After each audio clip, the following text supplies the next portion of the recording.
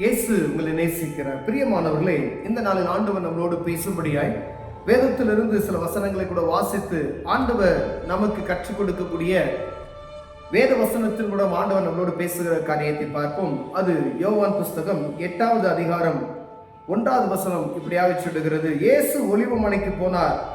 மறுநாள் காலையிலே அவர் திரும்பி தேவாலயத்துக்கு வந்தபோது ஜனங்கள் எல்லாம் அவரிடத்தில் வந்தார்கள். அவர் உட்கார்ந்து அவர்களுக்கு உபதேசம் பண்ணி கொண்டிருந்தார். அப்பொழுது விபச்சாரத்தில் கண்டுபிடிக்கப்பட்ட ஒரு ஸ்திரீயை வேதபாரகரும் பரிசேயரும் அவரிடத்தில் கொண்டு வந்து அவளை நடுவே நிறுத்தி, போதகரே, இந்த ஸ்திரீ விபச்சாரத்தில் கையும் மெய்யுமாய் பிடிக்கப்பட்டால் இப்படிப்பட்டவர்களை கல்லெறிந்து கொள்ள வேண்டும் என்று மோசே நியாயப்பிரமாணத்தில் நமக்கு கட்டளையிட்டு இருக்கிறாரே என்றாரே, நீர் என்ன சொல்லுகிறீர் என்று ஆண்டவரை சோதிக்கும்படியாய் அவர்கள் ஒரு சகோதரியை குற்றப்படுத்துவதற்காய் அவளை கொல்லுவதற்காய் எல்லாரும் கைகளிலே கற்களை எடுத்துக்கொண்டு நிற்கிற ஒரு நடந்த சம்பவத்தை வேதத்தில் எழுதப்பட்டிருக்கிறது. பிரியமானவர்களே, ஆண்டவராகிய இயேசு கிறிஸ்து அங்கு உட்கார்ந்து இவர்கள் கேட்கிற காரியங்களை ஆண்டவர்கிட்ட அவங்க கேட்ட காரியத்தை எல்லாம் பார்த்து தரையிலே உட்கார்ந்து குனிந்து எழுதுகிறதை நாம் பார்க்க முடிகிறது. அமைதியாக ஆண்டவரை குற்றப்படுத்தும்படியாக அவர்கள் கேட்கிறார்கள். ஆனால் ஆண்டவர் பாவத்தை மன்னிப்பதற்கே இந்த பூமிக்கு வந்தார் என்பதை அங்கிருந்த வேதபாரகரும் பரிசேயரும் இவர்களுக்கு தெரியவில்லை. ஆலயத்துல நாம் ஒரு எந்த அந்தஸ்துல வேணாலும் இருக்கலாம், ஒரு பதவியில இருக்கலாம், ஆனா ஆண்டவரை பற்றி முழுமையாய் நாம் அறிந்திருக்க வேண்டும். பிரியமானவர்களே, ஒருவேளை பதவிக்காக ஆலயத்தில் கொடுக்கப்படுகிற காரியம் அது ஒரு மேன்மைக்காகவோ இல்ல என்னுடைய தகுதியை உயர்த்தி கொள்வதற்காகவோ அல்ல. வானத்தையும் பூமியை படைத்த தெய்வத்தை நான் அவருக்கு ஊழியம் செய்கிறேன் என்கிற ஒரு உணர்வு எனக்கும் உங்களுக்கும் உண்டாகும்படியாய் ஆண்டவர் உங்களோடு என்னோட பேசுகிறார். பிரியமானவர்களே, இங்க இருக்கிற பரிசேயர்கள் ஆண்டவரையே சோதிக்கும்படியாய் இப்ப இந்த நாட்களில் நடக்கிறத பார்க்க ஊழியர்களை சோதிக்கும்படியே பல காரியங்களை செய்கிறதை நாம் பார்க்கிறோம். ஊழியர்களுக்கு விரோதமாய் பேசுகிற காரியங்கள் நாம் பார்க்கிறோம். ஆனா இந்த ஆண்டவரையை சோதிக்கிறதற்கு அங்கிருந்த அந்த நாள் இருந்த மூப்பர்கள் இவர்களாம் சேர்ந்து இந்த குற்றத்தை அந்த ஸ்திரீயை கொல்லுவதற்கு எல்லாம் ரெடியா இருக்காங்க. அவர் என்ன சொல்லுகிறார் என்பதை பார்க்கும்படியே அவர்கிட்ட ஒரு காரியத்தை கேட்கிறார்கள். பிரியமானவர்களே, ஆண்டவர் இரக்கமுள்ளவர், மனதுருக்கமுடையவர், அவர் பாவத்தை மன்னிக்கிறவர் என்பதை அறிந்து கொள்ளும்படியாய் அந்நாட்களில் ஆண்டவர் அந்த கடைசி நாட்களில் இருக்கும் பொழுது அவர் நமக்காக இரத்தம் சிந்துவதற்கு முன்பதாய் நடக்கப்பட்ட அந்த காரியம். அப்பொழுது அங்க இருக்கக்கூடிய ஜனங்களை பார்த்து அவர் சொல்லுகிறார், இயேசு நிமிர்ந்த அந்த ஸ்திரியை தவிர வேறொருவரை காணாமல் ஸ்திரியை உன்மேல் குற்றம் சாட்டினவர்கள் எங்கே? ஒருவனாகிலும் உன்னை ஆக்கினைக்குள்ளாக தீர்க்கவில்லையா என்றார். அதற்கு அவர், இல்லை ஆண்டவரே என்றார். இயேசு அவரை நோக்கி, நானும் உன்னை ஆக்கினைக்குள்ளாக தீர்க்கவில்லை, நீ போ, இனி பாவம் செய்யாதே என்றார்.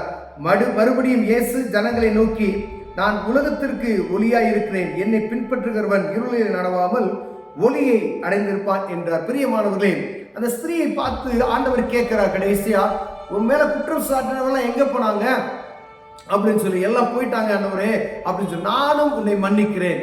இதுதான் மன்னிப்பு, பாவ மன்னிப்பு நிச்சயத்தை அந்த சகோதரி பெற்றுக் கொள்கிறதை இதுல பார்க்க முடிகிறது. பிரியமானவர்களே, ஆண்டவராக இயேசு கிறிஸ்து அந்த இடத்துல சொல்கிறார், நீ பாவம் செய்யாதே அப்படின்னு சொல்றார். மேலே சொல்லப்பட்ட அந்த வசனங்கள் நாம் பார்க்கும் பொழுது, உங்களில் யாராவது பாவம் செய்யாதவன் முதலில் இவள் மேல் கல்லெறிய கடவன் என்று ஆண்டவர் சொல்லுகிற அந்த வார்த்தையை நாம் பார்க்க முடிகிறது. அங்க இருக்கிறவர்கள் சிறியவர் முதல் துவங்கி வயதானவர்கள் வரைக்கும் அந்த இடத்துல கூடியிருக்கிறார்கள். ஆனால் அவர்கள் இருதயத்தில் குத்தப்பட்டவர்களாய் ஒருவனாகிலும் அவள் மேல் கல்லெறியாதபடிக்கு எல்லாம் பின்னிட்டு ஓடி போனார்கள். பிரியமானவர்களே, அப்பதான் இயேசு கிறிஸ்து பார்க்கிறார், ஒருவனை காணோம். அப்ப ஸ்திரீயை கேட்கிறார், யார் உன்னை கொல்வதற்கு உன்னை ஆக்கினைக்குள்ளாக ஒப்பு கொடுக்கலையா அப்படின்னு சொல்ல, எல்லாம் போயிட்டாங்க அப்படின்னு சொல்லி, அப்ப நானும் உன்னை என்ன செய்றேன், மன்னிக்கிறேன், நீ பாவம் செய்யாதே என்று சொல்லுகிறார். பிரியம், ஆண்டவர் ஆகிய இயேசு கிறிஸ்து சொல்லுகிற அந்த வார்த்தையை ஆண்டவர் உங்களுக்கும் எனக்கும் சொல்லுகிறார். இனி நீ பாவம் செய்யாதே. இனி எப்படிப்பட்ட பாவியா இருக்கலாம்? மனுஷன் நம்மளை பாவி என்று ஒதுக்கி தள்ளி இருக்கலாம், இல்ல ஒரு சபை ஒதுக்கி இருக்கலாம், நம்ம மூப்பர்கள் நம்மை ஒதுக்கி வைத்திருக்கலாம், இவன் பாவியான மனிதன் என்று. ஆனா இயேசு மன்னிக்கிறவராய் இருக்கிறார். பிரியமானவரே, அவர் சொல்லுகிறது, இனி நீ பாவம் செய்யாதே, இனி நீ பாவம் செய்யாதே. ஏன் அப்படின்னு சொன்னா, அதிக ஆக்கினைக்குள்ளாகும்படிக்கு அப்படிப்பட்டதான பாவத்தை செய்து விடாதே. அநேக இடங்கள் ஆண்டவர் சூம் கொடுக்கிறவர்கள்ட்ட ஆண்டவர் பேசுவார், இனி பாவம் செய்யாதே. ஏன்னா அதிக ஆக்கினை உனக்கு வந்துடும். அதனால இனி பாவம் செய்யாதபடிக்கு இனி ஆண்டவருக்கான வழிகளை நீ தேடிக்கொள் என்று சொல்லி அனுப்புகிறது நாம் பார்க்க முடிகிறது. பிரியமானவர்களே, சபையில இருக்கிறோம், மூப்பர்களா இருக்கிறோம், ஒரு பதவியில இருக்கிறோம். அப்படி இருக்கும் பொழுது மற்றவர்களை ஆக்கினைக்குள்ளாக தீர்க்கிறதுக்கு மாத்திரம் பார்க்காதபடிக்கு ஆண்டவர் எனக்கு கொடுத்த கற்பனைகளின்படி நான் நடக்கிறேனா என்று பார்க்கும்படியாய், மற்றவர்களுக்கு ஆண்டவர் சொல்லிய சத்தியத்தை அறிவிக்கிறவனாய் நான் இருக்கிறேனா என்று பார்க்கும்படியாய் ஆண்டவர் உங்களோடு என்னோடு பேசுகிறார். பிரியமானவர்களே, ஒருவேளை இந்த வார்த்தை மீண்டும் பாவம் செய்யாதே என்று ஆண்டவர் சொல்லுகிற இந்த வார்த்தை நமக்குள்ளாய் பேசப்படுகிறதை உணர வேண்டும். பிரியமானவர்களே, நம்ம என்ன பாவம் செய்யறோமோ, ஒருவேளை ஒரு குறிப்பிட்ட காரியம் அதை விடவே முடியாது அப்படின்னு சொன்னீங்கன்னா இயேசுவை நோக்கி நீங்க பாருங்க. ஆண்டவரே, ஒருவேளை அநேக பாருங்க பொடி போடுவாங்க, இல்ல வெத்தலை போடுவாங்க, இது கூட ஒரு பாவம் அப்படின்னு தான் சொல்லப்படுகிறது. இந்த காரியத்தை விட முடியாது அவங்களால.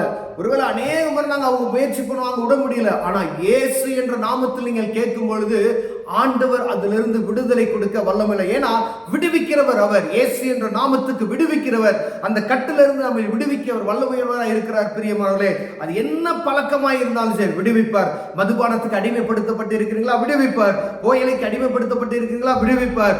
எந்த பாவத்துக்கு நீங்க அடிமைப்பட்டு இருக்கிறீங்களோ இயேசுவை நோக்கி நீங்கள் பார்த்து, ஆண்டவரே எனக்கு ஒரு சுகம் கொடுங்க, ஆண்டவரே எனக்கு இதுல இருந்து ஒரு விடுதலை கொடுங்க ஆண்டவரே அப்படின்னு சொல்லி நீங்க கேட்பீங்க அப்படின்னா உங்க இருதயத்துல லேசா ஒரு ஆசை உண்டாகும். ஏனால் ஆண்டவர் அதை விடுவித்து உங்களை ஆசீர்வதிக்க வல்லமையுள்ளவராக இருக்கிறார். பிரியமானவர்களே, இனி நீ பாவம் செய்யாதே என்று சொல்லுகிற ஆண்டவருடைய சத்தத்தை கேட்டு இனி பாவம் செய்யாதபடி அவருக்கான வழிகளை நடக்க நாம் கற்றுக்கொள்வோம். கண்களை மூடுவோம், ஜெபம் செய்வோம்.